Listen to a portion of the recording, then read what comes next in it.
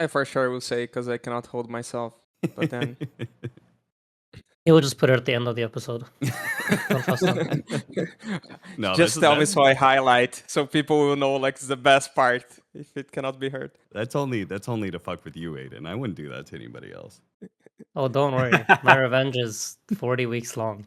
Welcome back, everybody, to another episode of All Chat. We have Astini back with us. Astini, thank you for joining us once again. How have you been since we last talked? Thank you for having me here. I have been well. I don't remember exactly when it was recorded, but I guess it was pre-TI, pre-WC. Yep, I feel like it was good results. Happy how the season ended. So, feel good. Okay, so we're going to jump into the obvious question that I think everybody wants to know so we can just get it out of the way right away. What happened with you and Parivision? It's behind NDA clauses, so Okay. I cannot go into details, but what I can actually say is like I can, if a lie is told, I can like say the truth. So like I was not kicked.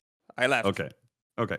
Reason I left is sometimes you're not happy being there, right? So the reasons I'm not happy with cannot be said, but also doesn't make sense, right? It's like breaking up a relationship and flaming your ex. It should be between you two, and this should be between me, the players, the organization, and for sure, when you leave, you're not as happy as you were before. But I had a great time there. I'm really grateful for everything, for the players, for Pari. Nothing to complain. So I think that the first thing that stands out to me is the fact that you leaving that squad is, I think, very bold because while I think you have established yourself as a great coach, at least from what I've seen from, like the ESL Raleigh VOD Unmuted, I think is what they called it or whatever. You have a very loud presence. You say a lot. You have these YouTube videos. I think your analysis is pretty interesting. I was just listening to one of your videos. Mega creeps don't do fucking shit, guys. That was the last thing I heard from one of your videos. But like, you were still on a tier 1 team near the top. It looks like a position from the outside that it would be hard to give up. Are you concerned that you're not going to be able to find another like top team to join, or are you confident that your abilities are going to speak for themselves and you'll be able to find a spot on a TI contending top tier roster? I mean, it can happen, but I would not call it a concern. I would be concerned if I would be going like to same event, hoping to have different results with not changing the variables. I wouldn't feel happy going another TI and placing top 3 with the same players. And I feel like I wouldn't be able to reach top 1, me, myself. Maybe they are able to do this with Puppey, with whoever. But I kind of felt on a dead end. I felt like I wouldn't be able to reach top 1 at TI, and that's my dream. So that's my biggest concern, that I would spend one more season. And when it comes to TI, some really random thing happens under pressure and I'm not able to win, and it hurts so much. So it hurts more to lose TI. And I've been like with DM and no one for 2 TIs, right? So some things are recurring that I didn't want to be this much outside of my control. So it would feel worse. So being unemployed is not as worse as being like 1 full year of work when you kind of expect the outcome to be the same. So you felt like if they were able to change certain things, y'all could have won. Like if like you feel like you had a clear idea of what you'll needed to fix to be first, say? Yes, definitely. So Okay. I feel like few changes would be enough. But I feel like the longer you stay on a relationship like this, I call it a relationship because that relationship is not only like work. It's emotions involved, it's feelings, it's like things outside of just playing Dota. And it gets harder and harder to fix. So the relations, they start to burn out instead of like being built. I mean, what I hear from Liquid, they had amazing relationship, and the more they stay together, the better they get. And I saw the better they get. Like Insania had teammates for like 5 years and they won TI. But I felt in this case, it was getting harder and harder. And especially after we win Dream League, I think like the sum of all egos made it like impossible to make changes. Because it started with a team with like 1-2 guys with ego, and like I tried to balance everything, bring one idea to the point that everyone has its own ego, to a point that changes are not being made from like no side is able to commit a bit to make like to the middle ground, and then it's just not enough. So you felt like your job as coach for a lot of times was mediator between the players and trying to reach a common ground between them, like a same vision. Yes, Okay. a lot. Uh, There's a lot. Aiden, what do you have to say about his comments about Liquid? I almost feel like I saw you shake your head or something there.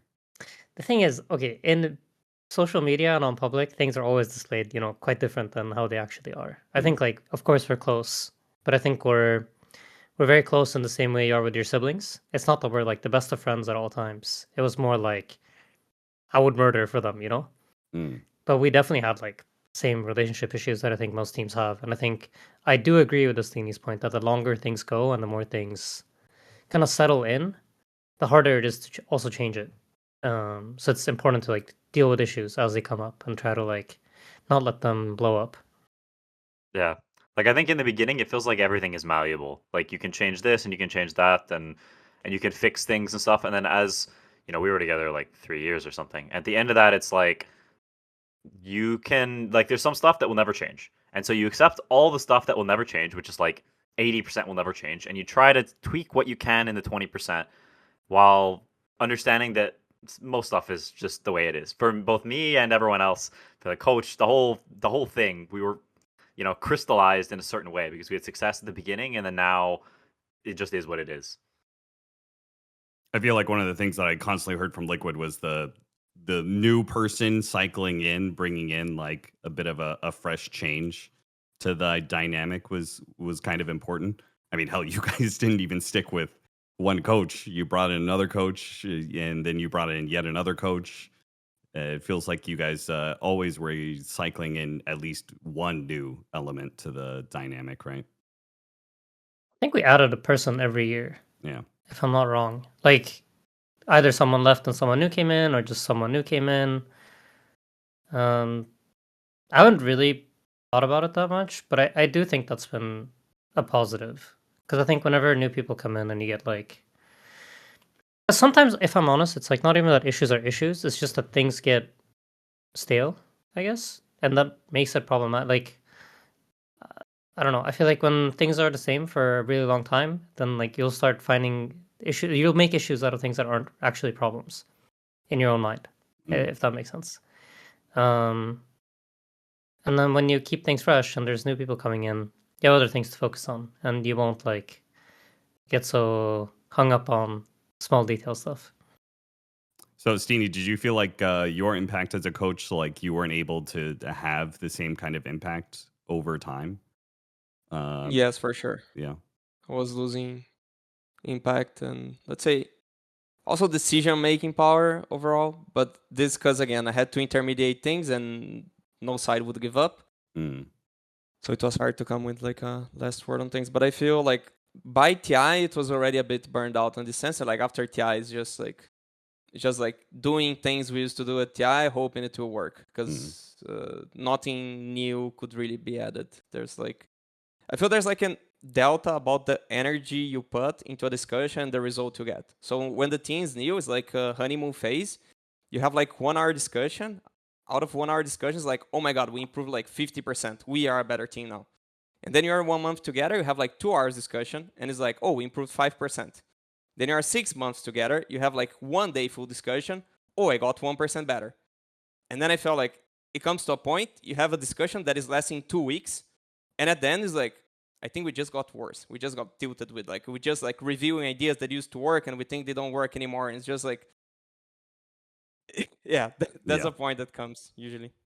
So I was thinking about this a lot, but before this conversation, so I'm glad it kind of led this way. But because this also links to a recent bit of news that we had from a different roster, Team Spirit dropped their coach, or they took him out of active roster, whatever. They took Silent out, who has obviously been their longtime coach from the outside looking in, a lot of people were like, this guy is such an amazing coach, right? They won 2 different TIs. And Spirit has also been very forward with all of their content that they do, that you can get more insight into the players and their thoughts on the game than I would say the average team. And it made me think about this idea of that, like, how do you stay relevant and on top of things and like an actively good force on the team as a coach, right? I feel like it's almost inevitable that any coach with the same roster for a long period of time is just not going to have the same impact. And maybe it's not even their fault. Maybe they're just, you know, they're doing everything they can. But I feel like eventually that just kind of like, you know, it's bound to happen. Do you guys agree with that? Yeah, I think so. I mean, I think it's also a really easy position to kick. Like, I mean, you weren't kicked, but a lot of coaches are after that like long period of time because you want to change, but you don't think you're supposed to replace any of the players, right? You think they're all good, so you're like, whatever, we just kick the coach because I mean that's I think their position they're in. Who on their team could they swap for anyone besides Maposhka, who's not playing, right? Yeah. I don't know who you can do it, and it makes the team better, you know? And I don't think they know either. But they also know they're not good right now, or not as up to their standards. So they're like, what the heck do we do? How do we fix this? Well, let's kick our coach and see what happens. Because they're, like, stuck, even though they have Lisan Al-Gaib players, you know? So it's like, I think, like, there's a line of rationale there that's not unreasonable. And even though I don't know if Silent was the problem, I don't know if it's going to change anything at all, it's like, I can see why they did it. Astini, what do you think about Silent as a coach? Did you know anything from him? I'm always curious about like what players and coaches have, like what kind of insight they have into other teams' coaches. You know, because I have feel no like it's a idea. very ephemeral role we don't know too much about. You know. Yeah, I have no idea about his work besides the vlogs. That's the thing. Like, so it's hard to judge his impact. You'd assume it's huge because he won 2 TIs, Mm-hmm. but I can't really judge the result of his work. And I agree with Quinn because even it sounds hard. It's bad for me as a coach to say you're the most replaceable part, but definitely you are in a sense. Especially not only because everything he said, which is true, but also by rules of tournaments, there's not really hard rules on coaches. I think, like, as far as I know, you can change a coach anytime for a tournament and just go to the tournament. And all the other roles, like you lose like EPT points, or you can't even make 2 TI if you change a player or something like this. So coaches, they're more disposable in the sense, and also feels like easier to replace because the coach, let's say, in theory, he said all his ideas, and you try to implement all his ideas. So it's not like you missing anything. You got everything he had to give to you. He's you not know? holding anything back, you know. Yeah, he's not holding anything back. But a player is not like, I'm going to replace this guy and he's going to be as good as the other one at clicking, pressing buttons, and going to know everything about our strategy, what we want to do. So it feels like if you bring someone new, just bringing new ideas, you're not like losing the old ones because you already got it. But you're kind of missing that those ideas, they come from like learning together and evolving together. And yeah. I also imagine that contracts are less messy with coaches, probably not near as much demand when it comes to getting a coach for, you know, other orgs trying to buy, you know, a player. That obviously comes with plenty of negotiating and stuff like that. I can't imagine there's quite the same demand for coaches in that regard. So that probably added just another wrinkle that makes coaches more disposable. Sometimes yes, Yeah. sometimes no. I don't even know if it's because they're like law department at some organizations they just bad. But let's say Entity to Cloud9, I had like it was literally written player on my contract with Entity. Oh, really? So on the transaction, I had like this literal same treatment as the players because it was written, the player. And you'd be surprised on how many coaches contracts I got that is written the player. So I guess it's just law department. I don't know how it's called in English. That is not really aligned with what's going on in the team. Yeah. We also had another bit of coaching news. It's just nonstop coaching stuff. So obviously you departing Parivision, that in turn means they're going to fill the slot with somebody. They chose Puppey, which I think a lot of people, the community has been looking at Puppey as like, when is this guy finally going to move into being a coach? Because obviously Team Secret has not been relevant on a tier 1 stage for 3 years, I would say, at this point in time. So people have been like, you know, this guy's a legend. He's still playing. He's still, you know, must be smart about the game. it seems like the obvious move is coaching, and he's finally doing it with Parivision. You guys would have more insight into Puppey than I do. Do you think he's going to be a good coach?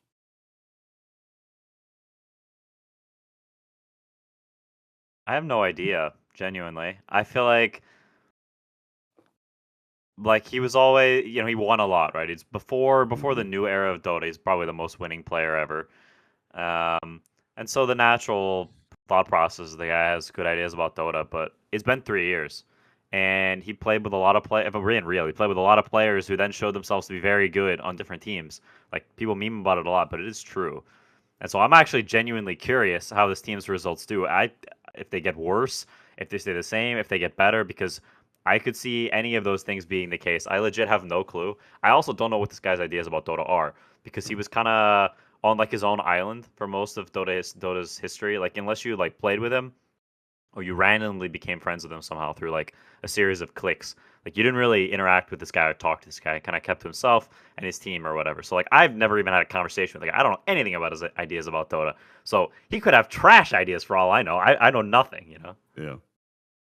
Aiden, you have any interactions with him? I've interacted with him a bit, but I haven't really discussed Dota with him that much. Okay. I'm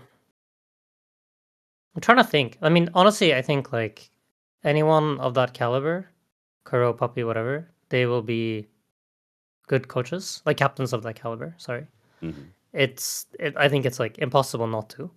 But I also think like, is Pari the right fit?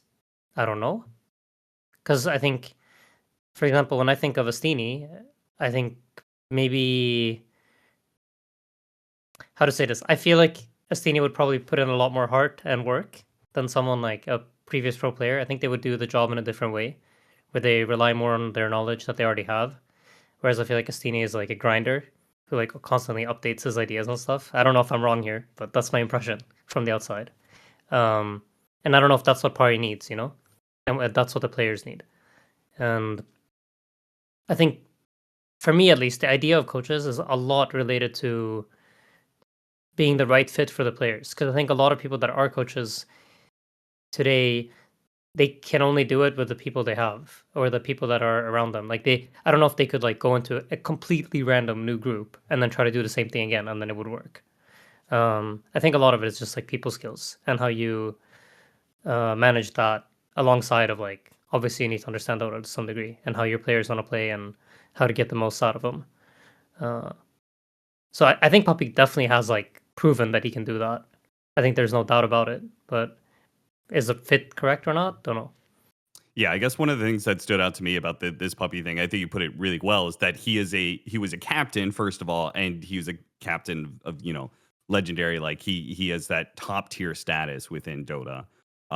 So he accomplished so many things. He's obviously smart about the game, so he must be great. But it also makes me think about, like, remember when coaches first started becoming more and more of a thing, and it felt like it was just like cycle in old player, and like, he must have ideas about Dota. Like, he surely would be a good coach, and they just throw in some player, and then like few of them managed to succeed, but I feel like for the most of them, many of them washed out in that like 2016, 2019 era. Most of them aren't around anymore. Now we've got way more guys who are not former players or even necessarily high MMR players. We've got way more CYs, right? We've got way more Astinis, right? Hello? Blitzes, those sort of things.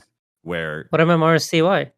well, he's high MMR, but he is not professional player level. He's right? like ranked 2000 or something. Isn't he At like least he was 1K? on Yeah. us. He was ranked 2000.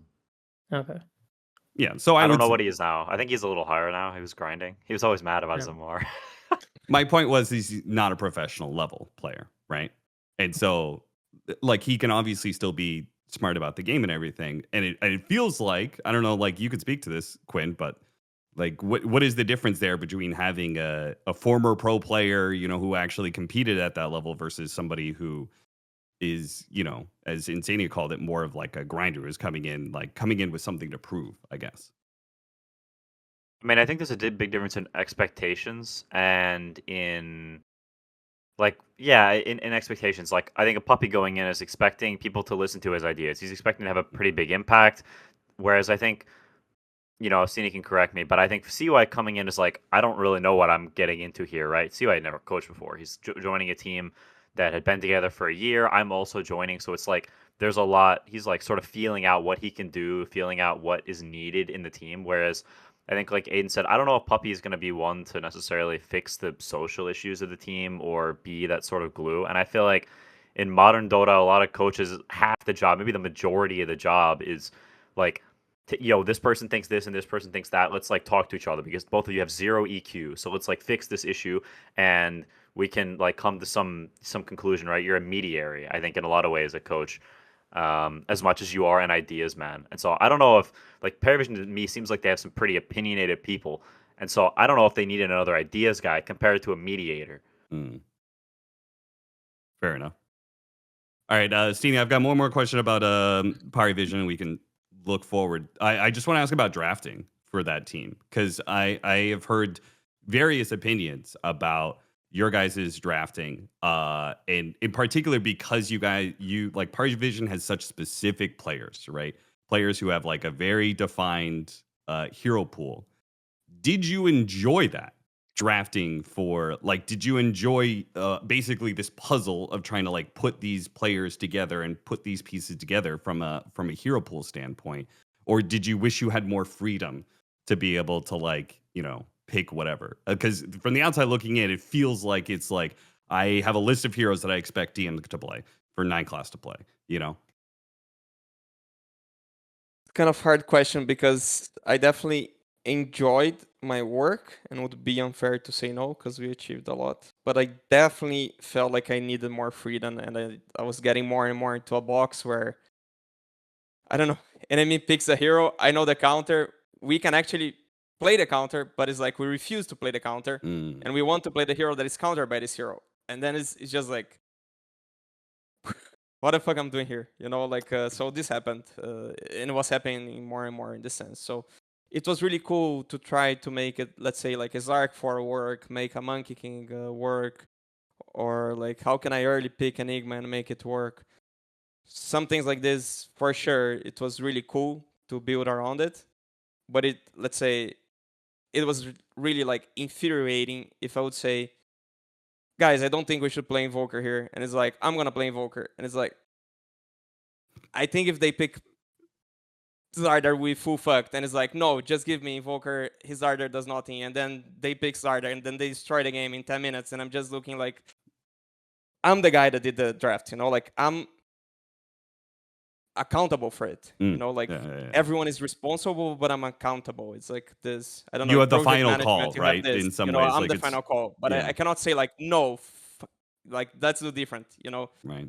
So this was getting me like really tilted in a sense. So yes, I definitely wanted to have more openness to shut people down. And I guess you can see this on Halley in the documentary. There is some takes of me doing this. It's like, oh, but Medusa, I'm like, no, I don't want to hear. It's like, I had to do this in order to keep things working, But when the egos, they start growing, it starts getting harder and harder to shut down. So yeah, I definitely would have enjoyed more freedom of choosing picks and especially of shutting down things that I knew it was really bad matchups, that we were picking bad matchups. Yes.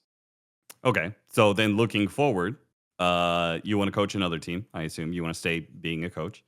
If you had your pick of the field, what teams are interesting to you that if you could just be like, kick your coach, I'm in, or maybe they don't even have a coach and you're just like, what teams appeal to you as a coach? Like, what do you look for? I mean, I think anything could work in this sense, like any top 8 team, and it's hard to be just like, oh, give me Spirit, Bad Moon, Falcons, Yandex. Like, sure. I think all of them can work. But I would, if I had to choose, like first, I would look for players that I believe a lot that they can be champions and that I work with them in this sense to have the trust. And there are players that I really think Satanic is going to win multiple TIs. Like, this guy is a beast. So I would look for a team that Satanic is on. But he's on Pari, so that's a no. Then I would definitely look for Watson. It's a guy that like I work with, and he's like really okay, really good. He's in Yandex. The another guy that I worked really well with was DM. He's in Pari also. 9 class, he's in Pari. Ducalis, he's in Pari. KJ, he's in Heroic, but I would not take a Furtado place. Sure. Already had this discussion. Who else do I know that I think it's really good that I work with? I don't know, I might forget someone and then it says, oh, Kataomi is really good. Definitely could work in Batmon. How about Man? I coach him for 10 days and he's on Spirit. I'm finding the spots into the teams. Is there anybody that you haven't worked with that you want to work with, that you like, just looking from their play style, that you think that they have something that's really interesting to you, or maybe just, you've had interactions with them that are good, but you've never had a chance to work together? Dobson looks insanely good, but he feels like he's retired. But maybe you can make a last dance. Collapse looks extremely good. Who else are the GOATs, in my opinion? Collapse, Dobson. Yeah, those are the biggest GOATs, I think, that I see still. I mean, I'm a bit curious on your opinion on Astini. Would you, because I feel like, again, this is just based on my impressions from the outside, but like, how do you feel about working with, like, let's say a team like Liquid that's like less motivated, but obviously has the skill, versus like a newer group of players that are really driven, which in my mind was like Pari last year, because it was like a lot of people that obviously had a lot of skill, but they hadn't really achieved much, and some of the players are obviously on up and up and like getting better and better results, which is like very motivating. And like you have a really high motivation team versus like a kind of like low motivation team. Do you have like how do you see that? I would like to be on the position that you mentioned, like of new guys.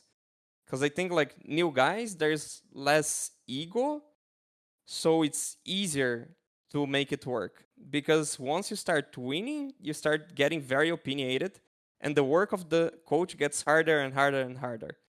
So it's going to be like smoother to work with like young guys try-harding, I don't know, like Navi Jr. than working with Liquid. This for sure. It's going to be more pleasure, like on doing the work, less stress.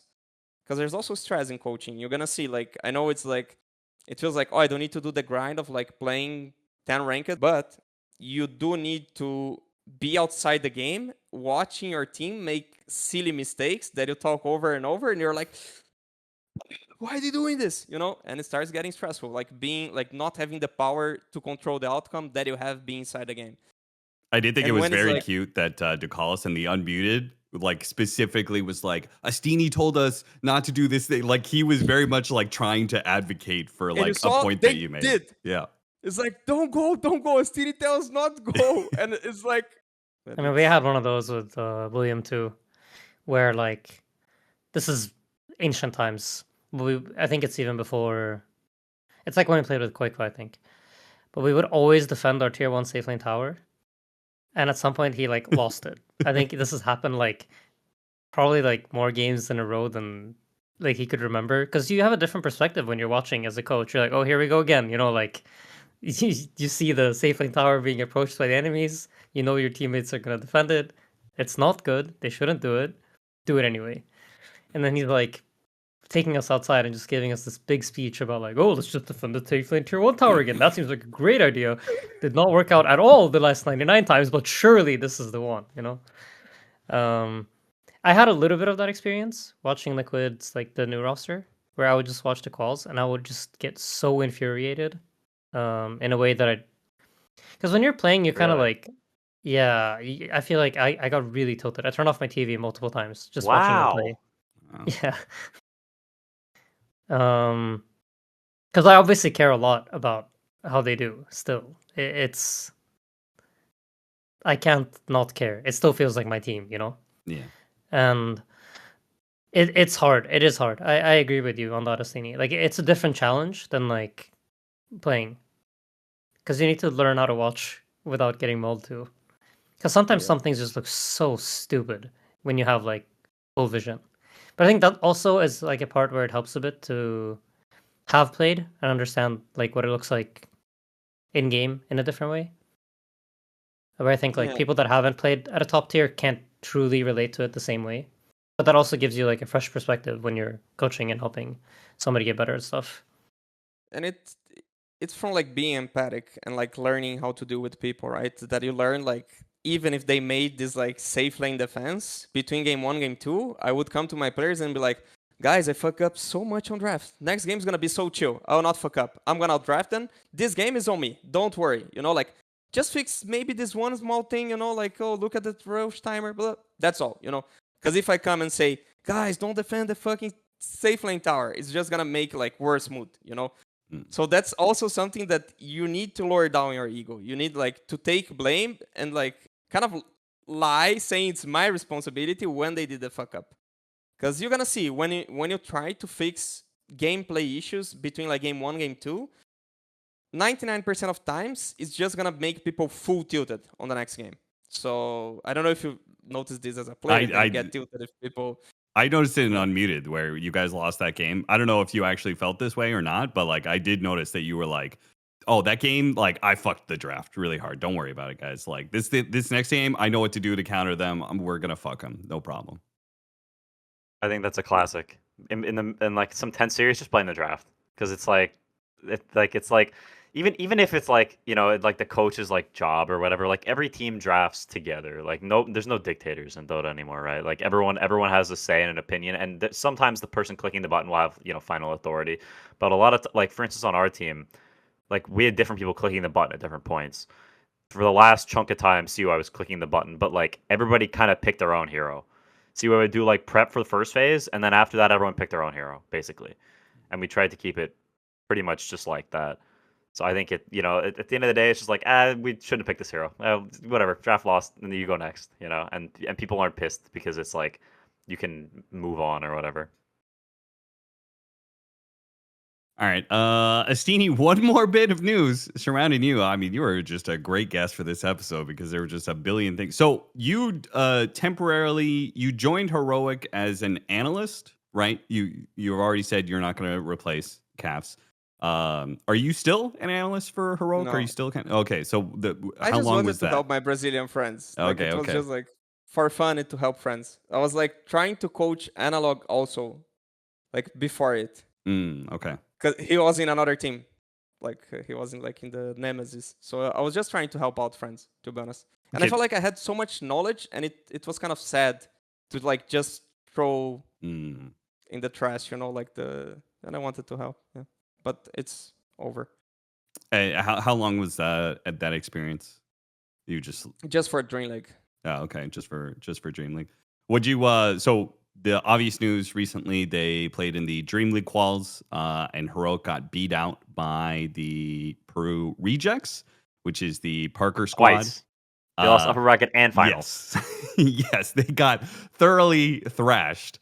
And that has then in turn led to what is going to be roster change. Now, this is still kind of rumor, but I'm taking this as fact. NS Art put this out here. I have had it collaborated by somebody else. If it's on Cybersport, well. it's true. I feel like this is 100% locked in, which is Heroic is going to be making roster changes after that loss. They are moving Whisper out of mid back into the off lane, and that puts Devi Lama back on the bench. The cycling of like Devi Lama in like and out. Yeah, exactly. It continues, and they're going to pick up Tailung, who I had no idea about this guy, but apparently he is. I mean, Quinn, you could speak to his talent. Yeah, I think he has. I think he's one of the few mid players that actually has potential. I play against a lot of players, and they feel very shmeep shmop, and it's just like, yeah, maybe they can be okay, but they can't be really good. I think he actually has the potential to be really good because he's like 16 or whatever, and he's like, I don't know, he's like ranked 30 or something now, or he's like really high ranked. Yeah, he's 17 and he's 25, ranked 25 right now from this. Yeah, that's crazy because he's also playing on like 700 trillion ping. Yeah. So I think he has a lot of potential, and I think this is also a better change because I think, you know, we were talking about this at some point off stream, but there's no offlaners. There's no offlaners, and Whisper's a really good offlaner, and Whisper's insanely talented. Guy's mega giga talented. So to me, it's like, why take a player who is a field player who is really good at a role that there is nobody who plays the role off of said role and make him learn? Like Whisper doesn't strike me as someone who's gonna learn all the new heroes, right? Like there were a whole lot of mid heroes that he wasn't even really trying to learn, to be honest. He was kind of just playing his heroes over and over again. Yeah. And at a certain point, that limits you, right? They had some Monkey King game that was like, or or like games that they could pick Monkey or Huskar. Oh, sorry, it was a Huskar game that was very yikes. Yes. Yeah. The game was bad. So to me, I think this looks better. But they have made a lot of roster changes in a short period of time, so it feels like a lot of patching. They also did the same thing where they win Wallachia or whatever the heck and then bomb out. So we'll see. Astini, do you have any personal insights into the squad? Do you like this roster change? Do you feel like this gives them a more promising future? I like the change because it's Whisper back to the offlane. Because in my mind, it made no sense to throw him to the mid lane. Like, no sense. I think he was like tier 1 SA offlaner. Like a tier 1 offlaner from SA. And it's really hard to have a tier 1 player from SA overall in any role. And on the offlane role, which, as Quinn said, is like the role that is like lacking players. Like we have Boba trying to make everyone go to the offlane, yes, to like produce some offlaners for the world, Yeah. But it's not enough. And then like throwing your offlaner to the mid lane, it sounded sus. And I feel like at least they're like fixing the mistake. Like, it's like the fastest you fix your mistake and you don't have like the ego to insist like, I'm pretty sure it will work, just give more time. I think it's smart on this. Like no shade to Davai that's on the offlane, but I think like Whisper is on another level because Whisper is really good. And I like the idea of bringing like this new kid. I follow him, like I hear about him since he was 14 years old. Like he tried so many like mixes in SA and I follow up the mixes and I feel like he really has potential, yes. So it's a good investment for our future, but also sounds kind of desperate move, right? Because it's like in between qualifiers, like 2-3 days Delta that have like and it's like you need to go to Fortaleza to play the qualifiers, which is like northeast city, far away from like São Paulo. It's really far away from and basically would mean there's no chance they would get like an European in time from there, or a guy from USA or anywhere in the world. So it feels like who can we get in like 2 days to fix the issue? So it feels a bit desperate. I don't know if like pre-planned or just desperate. Because the change on having Teulicor on the place of Schofield opens up a lot for Heroic to have an English-speaking lineup. I think that was like the pro on having like Teo replace Schofield. Not like judging skill-wise, just saying like Schofield could not speak English. Or his English level was like 0.5 out of 10. So basically they had to go with Davai because he was like the European that spoke Spanish. Yuma is the European that lived in Nicaragua, so he speaks Spanish. Now it opens up like their like international roster. Even if they represent SA, they can have more options in this sense. So I don't know if like this change is just like what we could get last minute and if it's gonna last or if it's like long term. Quick question. Astini, what role do you play when you play Dota? I actually don't know. Do you play support? I don't care. I play Whatever. like 5 now. I used to play mid, but I'm really like slow at clicking. Like mechanically, I'm really bad. So I just like a 5, so I don't grief. But I play mostly turbo right now. Sure. I don't care. It's like late game simulator. I actually think it's interesting to learn some things.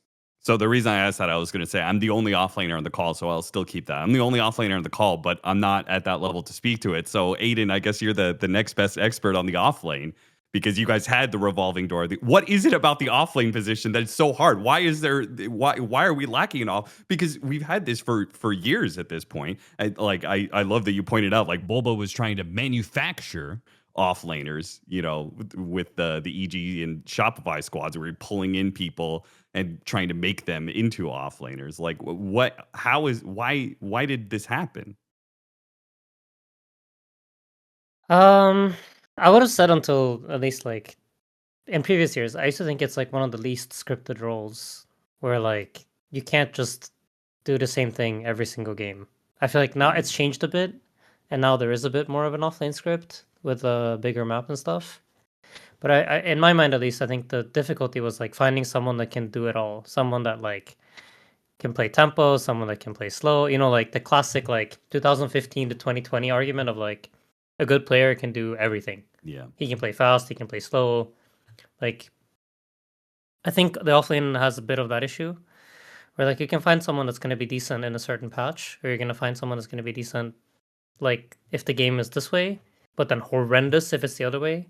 And if like the difference between the two styles is so big, where like I think for other positions you more get an issue of like hero related issues, whereas for the offlane I feel like it shifts a lot more in like how you think about the game, how you're supposed to approach your role, and that makes it harder.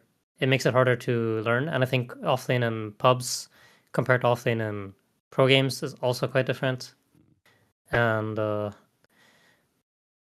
it's hard to really put a finger on like exactly what it is, but I just think it's like one of the like for example I think like mid and carry is very easy to practice in pubs because you're pretty much doing the same thing. There are differences, but they're minor. I think for example like 5 is you can practice most things quite decently, like laning and warding and stuff is pretty much the same. You can work on your comms. But I feel like for offlaners it's trickier because you also get like the most amount of game ruiners are going to be position 4 players. Yeah. Just because like people that don't get the role, they're going to end up playing 4. And I know this sounds weird, but like that will obviously make it harder to practice offlane. No, 100%. So I was going. There's a lot of factors. I was going that direction. That was the first thing I thought of was that like I feel like the 3-4 relationship is more important than the 1-5 relationship. You guys maybe disagree with that, but like I think that's more important, and it's harder to manufacture in pubs. You're more, as you said, you're more likely to get griefed from your 4 position if you're playing offlane, which is why I always thought that it was really smart that Quinn, your team, like you had the duo that queued together all the time, right? You had Tofu, Ace, and they would just always queue up together, you know? Yeah, before they killed party queuing, it was actually really good for us. Like, I think my team was genuinely way better. And then I think when they killed party queuing, it genuinely affected our team in a huge way. Wow. Because Ace could not stomach playing pubs, really. So, like, Ace just didn't play that many pubs, but they would always do a queue all the time, and their synergy was insanely good. Like, they knew their heroes. They were, like, giga tryhard. I think that party queue change affected our team massively. Like, genuinely was a huge change. That's something I was gonna. Oh, I think there's also an aspect to offlanes that is like the role is just kind of like you get picked on. It's the role that gets picked on the most, like in gameplay. Like your lane is literally worse than the other lane. They have a pull camp and you don't, and it's been like that for a long time. The offlane as a lane just sucks. You're going into some nightmare fuel lanes every game where they counterpick you with carry, and you're playing as Jakiro. Like, what on earth can you do? Like, who wants to go walk into lane and get spit on by Breathe Fire or whatever the stupid broken 5 that is first picked every game is in any particular patch? Like, it is a masochistic role. I just that juxtaposition of that, like 9 months ago, Aiden's offlaner ran, Herder, I'm the offlaner. I picked the most OP hero. I mean, I will stand by that offlane heroes. Like, if you just pulled numbers and looked at the like, what was Beastmaster for like 2 years? Like, you talk about Jakiro, yeah, I agree. But name another Jakiro. Aiden, I can't right now, but every exactly. Every patch has a Jakiro. Jakiro. Bro, Jakiro Marcy. Chen, what is this stupid nonsense here? Why does he burn all your mana for nothing? Oh my god! I think I need the mediator to step in and offlane versus 5 position OP level. Are we saying which role has more broken heroes, 5 or offlane? Like for 5. Laning? No, but like you have a small camp. It's so unfair. Okay, I agree. The lane is better. No. I don't disagree. But I think the game is also balanced around that. Oh, another Jakiro, Phoenix. When the facets came out, like Phoenix would burn you like so much. Witch Doctor, remember Witch Doctor for like 1 month when it was playable. Witch Doctor for like 1 week. That was never. Yeah. No, it was longer than a week. It was never. It was like the whole qualifiers before it was like Riyadh. Everyone was banning it every scrim. Yeah, it was never played. Yeah, but just Jakiro examples. Yeah, but I agree on the sense you're the most sacrificial role, but people don't notice, so they flame you when you play. Because back in the past, you'd like 1v3, so they had like 0 expectation on you. and they're like, oh, this guy was full destroyed, 0 expectation. You have 1 good ravage, this guy is amazing. Now you're laning with Nyx, with Shaker. People don't realize you're doing 1v2 with a guy like leaking XP from you. Yeah. So sometimes even worse, because like that's the thing. The 4 role is the one that's more like you have free hands to do whatever. You can go like Monkey King 4 and kill couriers. And you're amazing because you're killing everyone couriers. But your position 3 is like playing 1v2. It's like Veno jungle. 9 class would do it, like he would win every single game. He was level 6, minute 5:30, he would gank mid. Meanwhile, DM on the offlane was like 1v2 like all the time, you know? Yeah. So those things, they still happen with the offlane that are full sacrificial. But people don't notice that they're sacrificial, so they flame you like, why are you not joining fights? Why are you not doing anything? It's like, I'm trying to farm like a bracer, not even a dagger. Yeah. All right, guy. You guys got anything else on this topic you want to talk about? Otherwise, I'm steering us out of it. Okay. Just a random aside. Astini, I actually checked your Wikipedia before this, and it said you started as a Warcraft 3 professional player. How good were you? The best I got was rank 6 on Azeroth, was it called? With ping, with like 300 ping. That was like really, I don't know, feel like 300 ping was way worse back then. It was like more than 1 second delay, like 2 seconds, I don't know. But I won like just WCG in like São Paulo, like but I never went to international tournaments. That's pretty good. Did you but I didn't hear any micro heroes listed when you were talking about playing Dota. What happened? You said now you're old and slow. Have you given up on any micro? No, I have a baby, you know, like micro is full gun, you know.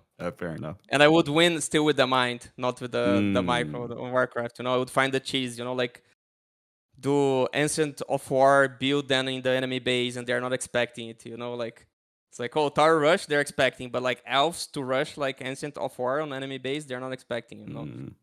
I always loved like this kind of crazy ideas. That's fair enough. All right, well, we had some other news that I kind of feel like I have to talk about here just because I need to get your guys' reaction. Bulldog putting up his TI ring for sale. I felt like this was mostly just like a bit of a stunt, and if somebody happens to actually want to buy it for that amount of money, why not? But it did lead me the question, which was, Aiden, would you ever sell your TI ring, and for how much? Definitely not next couple of years. Okay. So don't really have a number. Like I feel like it would have to be some joke number for me to even consider it right now. Sure. Yeah. Why not right now, but maybe later? I mean, to me right now it still holds a lot of value. Yeah. It represents like one of my biggest achievements in life. And I feel like, you know, having a physical reminder of that is very nice. Mm-hmm. Having something that you can because I have it on display, so like I can walk by it and I can see it, and then is it close? You know, to you you'll now? be reminded of. I mean, I can go get it if you want. Nah, it's fine. It's fine. We've seen it. Okay. Yeah. I mean, it's in the living room. We have like this a display case. And then exactly. So whenever you get to see it, it reminds you of that. I think like in moments when like you feel like you're not feeling on top of the world, stuff like this is quite nice to have, which like reminds you of what you managed to accomplish or like what you're able to do. And I think for now it still does that for me. If a day comes when it doesn't, then like maybe, but I don't think so. I think I'll always kind of want to keep it. Cool. You guys have any thoughts about Bulldog wanting to hawk his ring?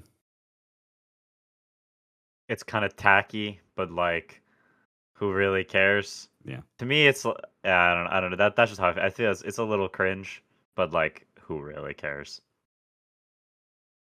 Yeah, I guess I kind of feel the same way. I feel like it's his ring and he can do whatever he wants with it, but I do feel like it is also in some ways like disrespectful towards his own achievements, and this is like my personal opinion. Sure. Like, and like what TI means to so many people to just like sell off the thing that represents your win, I guess. It's basically saying I don't really care about this. Yeah, Which exactly. is like, and that is yeah,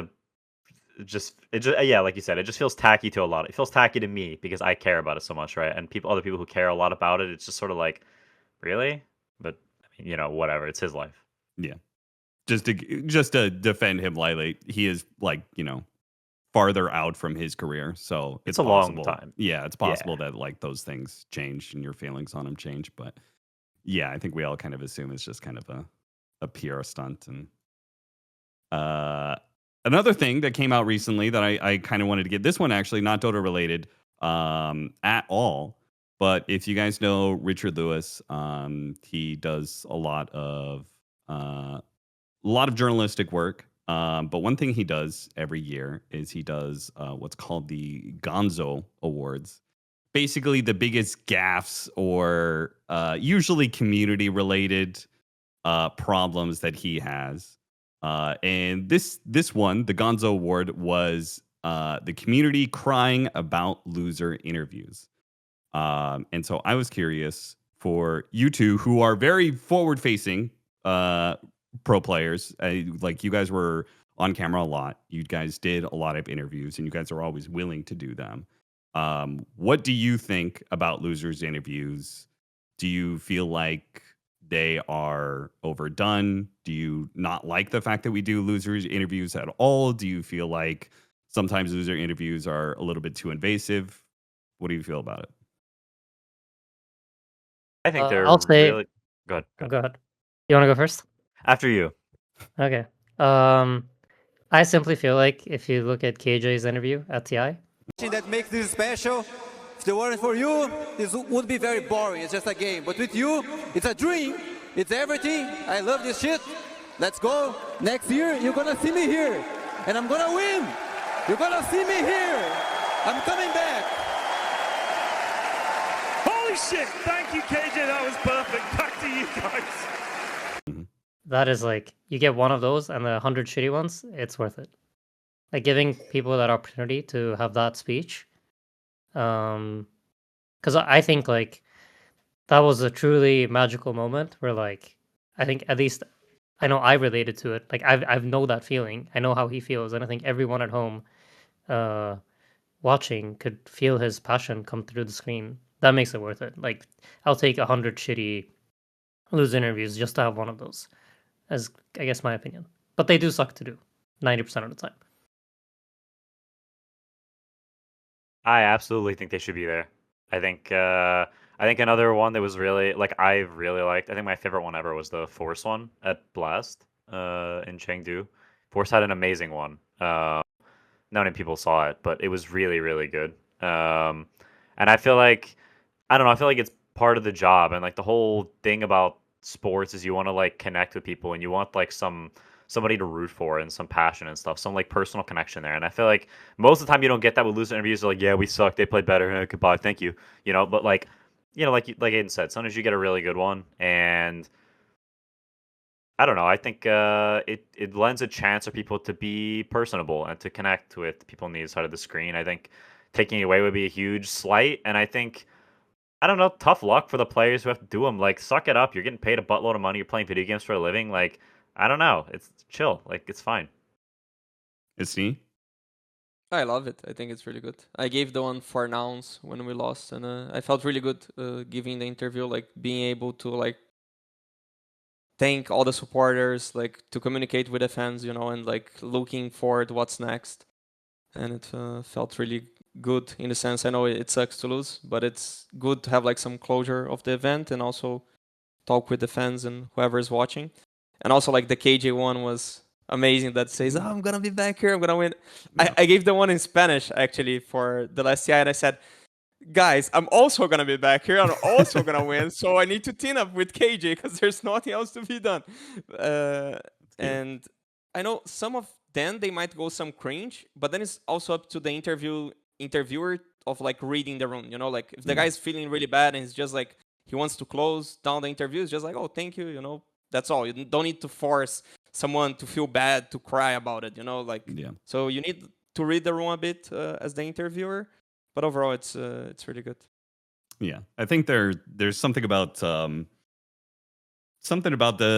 generation, but there's something about the vulnerability that really bothers some people. But I think that vulnerability is exactly the easiest way to be able to connect with somebody. When they are in those vulnerable moments, you get to see their true self in many ways, and that's exactly how viewers can connect with pro players that are frankly hard to connect with sometimes. In fact, I would say majority of the times are hard to connect with because we just don't really get to see that side of them.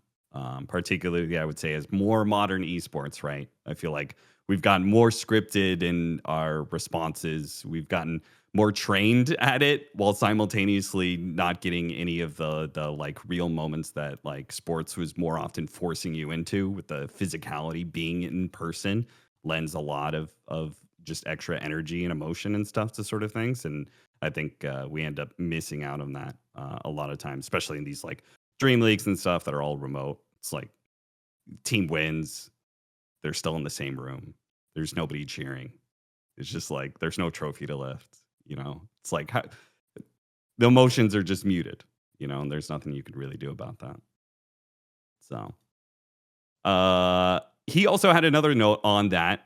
This one I felt like I was a little bit more back and forth about. I think we all agreed, yeah, we need losers interviews, and while sometimes they suck, they can make amazing moments. He was talking about interviews in general, winners interviews, and not everybody needs to be interviewed. That is definitely a strategy that I know interviewers go through of like, we're going to talk to every person when they win. And some people are just not good to talk to. So you try and give them the easiest softball question and save the harder or bigger questions for the players who you know are going to be able to pronounce how they feel to the world. What do you guys think about that? Would you guys be okay if, like, you know, what, like, only two of you got to talk in the you know, the trophy lift, post trophy lift sort of deal? If your other teammates don't want to talk, like, do you feel like they should be forced to? Do you want them to be forced to? Do you think it'll be good for them? I don't know, to be honest. I don't know how it would look. So do you remember if in like the old days of Dota, like the big majors and stuff, did they do, has it been the same protocol for like most of Dota history that you interview everyone individually, the same protocol? Yeah, it's I feel like it's largely been that protocol. I can't say for 100% way back in the day, but I would say for the last like 10 years it's probably been the case.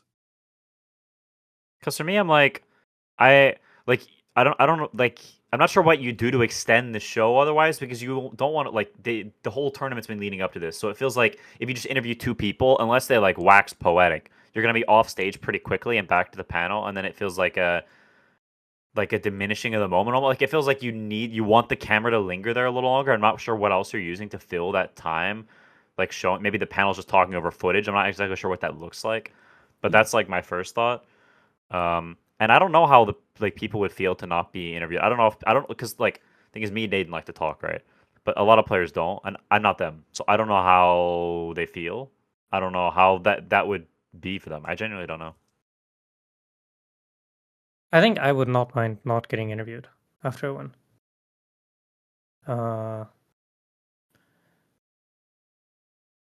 I mean, I think the only problem is because the thing is that you don't know as panel or casters or whatever, whoever decides who to interview is, sometimes someone's going to have something to say that doesn't have something to say normally. You know what I mean? Yeah. And I think that's like... You need to give them the opportunity. Yeah, right. And you have to like... You're going to miss out on some of those. And I think those are probably going to be some of the greatest interviews. Like, let's say there is someone that wants to say something that doesn't normally talk, but he also won't bring it up to you. And you just decided before this event, we're just no longer interviewing all the players. Yeah, Nisha popped the fuck off and said, fuck all of you, you're all trash, you know? It'd be like, holy fuck! Like, Polskagurum, you know? If it's pre-arranged, I think it's fine then. This would be kind of the conclusion. If you come like, hey guys, who wants to talk? Oh, me, I'm chill. Don't even ask me. Don't even bother, you know? And then you skip those guys and you ask like twice to the guys that want to speak. Because But some that questions, means they feel really like, oh, do you enjoy winning? Yeah, I love to win. Oh, okay, go next. Oh, how was the feeling of winning? I love winning. Oh, okay. Those, if the guy doesn't want to talk, like, it's better to just jump it and make like a really interesting question, like, oh, you lost for 5 years and now you finally won. How does it feel? Oh, you know. And the guy wants to talk for 2 minutes, and then you're giving more attention to someone that feels like talking and has like a good story to tell. Besides of just doing the protocol, like, oh, I'm asking. Okay, nice. I mean, in general, I hate that. Like, how you just won the series? How are you feeling right now? I feel like I like. Maybe it's interesting for people at home, but I just feel like there's just no way that is a good like question. I hate Even a that TI, one so much. even a TI. TI brings don't- emotions. It's a platform. Maybe the question can be Okay. tweaked a little bit, but it's really just saying this is a platform to just speak your mind. You know. I mean, I might be like in the minority here. I'm just saying, like, to me personally, I feel like the "How are you feeling right now?" question, like 99% of the time, is like the worst question ever. Mm. And I just don't like. I feel like either it's like really clear from your how you will answer every single other question how you're feeling, or it's like, I don't know. Like when we won TI, yeah, okay, I think that one is like fair. Like explain how you feel, because it's such a rare moment and such a, it's something you've built up towards. But like you won Dream League season 26, like how are you feeling right now? Like, well, I'm happy, yeah, of course, but like I'm feeling hungry, you know. am I supposed to feel like, A little is this sleepy. something that like, yeah. And I think if you go through like all the years of player interviews and you look at how many times that question has had like a response that was even worth broadcasting, I feel like it's not many minutes of content. I mean, I think it's a TI question personally, Yeah. because I agree with what Cap said that it's not really a question. That's why it's such a bad question. It's not actually a question. It's just like, hey, you can talk now. Tell us how you feel. You know, like I think Yeah. of the one at TI with Crit. Like he's not someone who really does many interviews or says much. But that one he has to like cut it off because he's on like the brink. You know, he's gonna start crying on camera. And the fact that you can see that and you can see how much he cares, even if he doesn't really say too much, that he's like.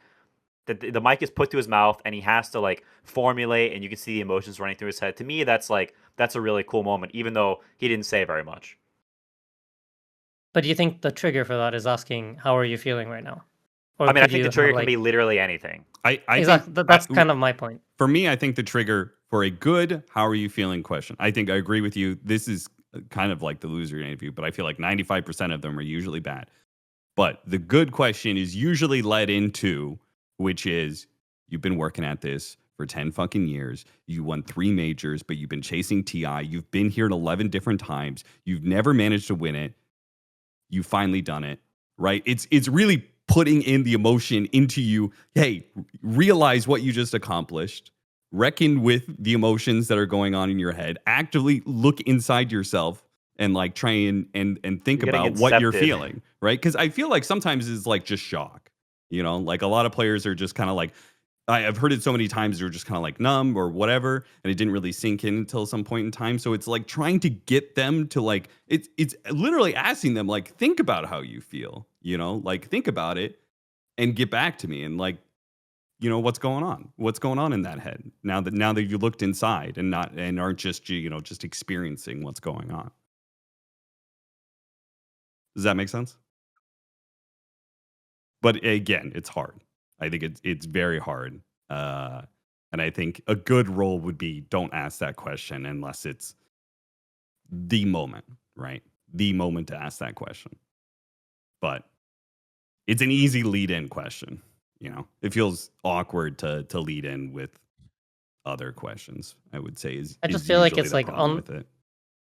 it's on the level of like, hello, how are you? You know, like Yeah. it's like it's just how we're taught to start conversation. But Yeah. I just feel like it's, yeah. No, I think I've you're been asked on- worse on the- questions. I'll say that. It's Oh, not the for worst sure. one. I have too. It's What's quite the worst neutral. question you've been asked? I'm not trying to start beef or drama out here. Yeah. I'm not trying to start drama, but people might know. I was curious, Astini, if you have positive relations with it, like when you watch a Parivision game, do you want them to lose or do you want them to win, or are you neutral? I cheer for a good Dota. If they are playing well, if they're playing by my rules, okay, that sounds really cocky because I say my rules are well, but I really think every time I see they break a rule, they lose. So when they break a rule that we had and they lose, I'm like, you know? And when they play and they're doing the right things and they're winning, I'm like, okay, good things, they work. So I'm cheering for good Dota. And hopefully they still remember some good things about it. Although they lost a qualifier, which is kind of weird. Let's go CY. Yeah. Any other questions, topics you guys want to talk about? Cap, Yeah. as a former military man, how do you feel about Donald Trump's threats towards Greenland right now? I don't feel good. Do you want me to put that one in the podcast or no? I feel like it's funny at this point. This could be a running bit. All right. Sounds good. Sounds good. Well, thanks for coming on, Astini. Astini, anything else you wanted to talk about? No, that was really nice talk we had. Thanks for having me here. It was a pleasure. All right. Thanks, everybody, for watching another episode of All Chat. We'll see you guys later. Goodbye. I mean, I can just say, like, because I had, during their, like, VP times, was, like, when I was playing the most amount of pubs, and you would run into these guys 24/7. Like, me and Ramses had, like, as he did with everyone, but we have things going on, you know, in chat, in pub games. Not that I would chat back much, but he would, like, flame me 24/7. And no one was kind of the same. And Yeah, then, those like, over guys the were years... unreal. Yeah. I mean, I don't know if... Were you playing EU pubs back then? Maybe you were. When I go to tournaments, I would. Those guys Right. flamed you like crazy. Yeah. They were insane. But then, like, I remember at some point, no one flamed the ever living shit out of me, and I added him to my friends list. And then he, like... Or, no, he added me, I think. And he just started, like, ranting about how bad I was. And then I was like, okay, I'll go check the replay. And I feel like I went into the replay and I looked at the stuff he said, and, like, most of it was accurate. And then I, like, messaged him back, like, an hour later. They're like, oh, yeah, I agree. Like, you're right. Thank you for this, blah, blah, blah. And then at some point after that, he was like, I can't believe you actually went into the replay and, like, watched stuff and try to learn from, like, the shit I told you. But then we kind of, like, became friends from that. Which I think is, like, quite, I don't know, just fun story. That is the most... Not really related to anything. That is the most Aiden thing I feel like I've heard. Like, I feel like that story encapsulates quite a bit of your charm.